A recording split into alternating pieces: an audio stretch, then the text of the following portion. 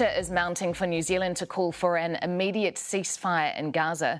Foreign Minister and Deputy Prime Minister Winston Peters has put forward a motion calling on all parties involved in the conflict to take urgent steps towards establishing a ceasefire. His call came as Labour's Damien O'Connor said what was happening in Gaza is, and I quote, nothing more than genocide.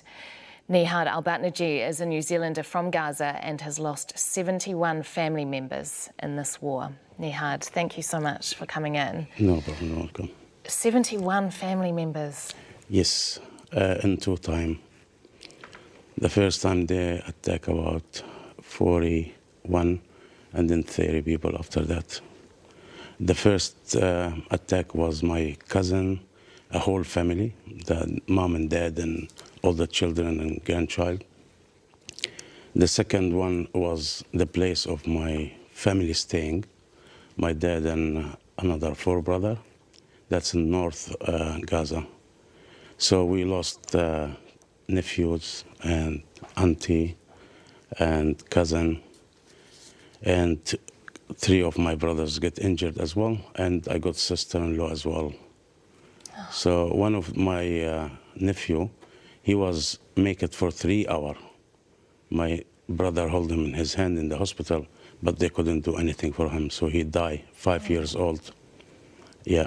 Nihad, I'm so sorry to hear that. And I guess your connection, your ability to communicate with them and find out all of this will be quite tough at the moment as well. It's very hard to communicate them at the moment because there is no connection in Gaza or internet, so hardly to get in touch with everyone. And sometimes you hear the news from somebody else. So yeah, it's very difficult. It's too much stress for us every day for the last 62 days. Yeah. What do you make of the government's response so far? And particularly just yesterday, we've heard the Foreign Minister, Winston Peters, calling for urgent steps towards a ceasefire. Well, let's talk about ceasefire. It's not easy because it's happened before and they're still killing people, civilian people, every day. So we need something immediately, like ceasefire immediately, to stop forever. At least to stop killing the people, because who's die at the moment is all the civilian. My nephews, my family, all civilian. Do you think the words that the New Zealand government uses would have any impact? They have to take it more serious. Like Israel doesn't listen to anybody at the moment, but they have to do something because they have the power. They have to do something. In New Zealand, they should make something better than anyone. No one do anything until now. So in New Zealand, they take a good step for the ceasefire, but they have to do it immediately.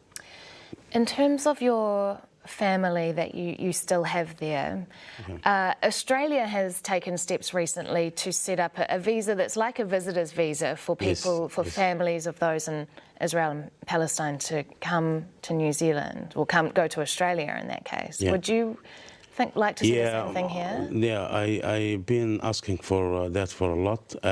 I talked to the lawyer actually a few weeks ago, and she said there's nothing New Zealand can do at the moment, but I need a lots of pressure for that to get my family, because they call me every day.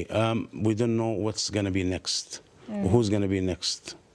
How long have you been in New Zealand? I've been here for 13 years, and I just visited the family this year in April with my family. So we got to see everyone before, like most of them leave the life, you know.